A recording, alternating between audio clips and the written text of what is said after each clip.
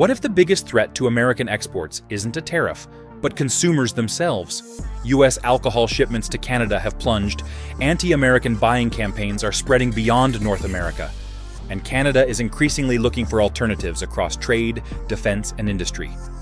The concern for many businesses isn't simply the losses being reported today.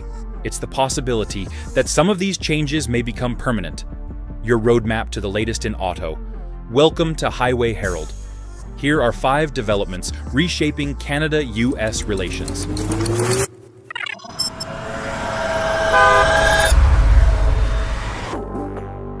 Number 5. The alcohol export backlash that keeps growing. One of the most visible signs of changing Canada-U.S. relations is appearing on liquor store shelves. What began as frustration over American trade policies evolved into a significant challenge for U.S. alcohol exporters. Several Canadian provinces restricted or removed many American products, contributing to sharp declines in wine and spirits shipments during 2025. Canada had long been the largest export market for American wine, making the losses especially painful. Kentucky bourbon producers also reported weaker demand and growing uncertainty. Meanwhile, Canadian consumers increasingly embraced domestic alternatives from Ontario, British Columbia, and Nova Scotia.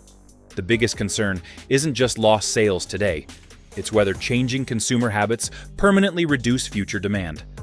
But what started as a consumer shift inside Canada is now beginning to attract attention far beyond its borders. Number 4. When Canada's boycott became a global trend. What started in Canada is now drawing attention far beyond North America. Across parts of Europe, consumer surveys have revealed growing interest in purchasing local alternatives instead of certain American brands. Countries including Germany, France, Denmark, and Sweden have seen discussions surrounding reduced reliance on U.S. products. Companies such as Tesla, Coca-Cola, and McDonald's have frequently appeared in boycott conversations. Some retailers have even introduced labeling systems to highlight domestic alternatives. The implications stretch far beyond retail shelves. Every purchasing decision affects manufacturers, suppliers, transportation networks, and workers. For automakers, this trend deserves attention because international demand remains critical to vehicle sales and future production investment.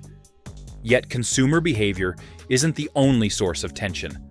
Another dispute is emerging that could reshape trade rules themselves. Number 3. The mushroom case, raising bigger trade questions. A dispute involving fresh mushrooms may sound minor, but many industry observers see a much larger issue developing. In May 2026, the U.S. Commerce Department announced preliminary duties on certain Canadian mushroom imports, arguing that some producers benefited from government support programs. Duty rates varied depending on the company involved. Agricultural groups quickly focused on the precedent being established rather than the mushrooms themselves. Critics noted that comparable support measures exist in many countries, including the United States. If similar policies increasingly become grounds for trade penalties, other nations could eventually target American exports using the same logic. For farmers and producers, the concern isn't mushrooms. It's what comes next. And if trade disputes continue expanding into new sectors, the next area of concern may be even more strategically important. Number 2. Defense ties face their toughest test in decades. While trade disputes grab headlines, the most significant development may be unfolding in defense cooperation. For decades, Canada and the United States worked closely through institutions that survived wars, geopolitical crises, and changing governments. That is why the Pentagon's May 2026 decision to pause participation in the Permanent Joint Board on Defense attracted so much attention. The disagreement centers partly on defense spending expectations and Canada's ongoing review of its F-35 acquisition plans. Ottawa has also explored alternatives such as Saab's Gripen and selected Saab's GlobalEye over Boeing's E-7.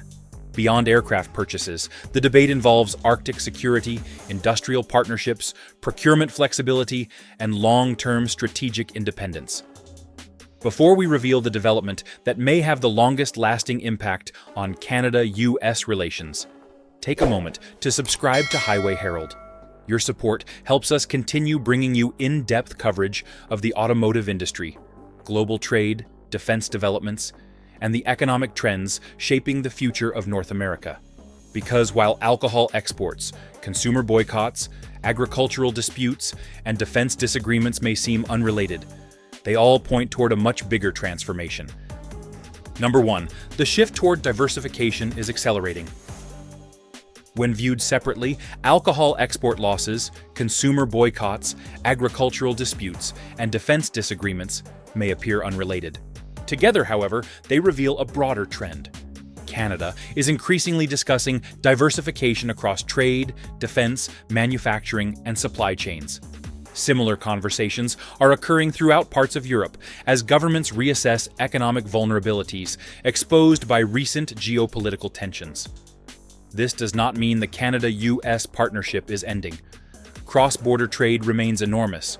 Automotive manufacturing remains deeply interconnected. And NORAD continues to play a vital security role. However, governments and businesses are increasingly seeking alternatives and backup options.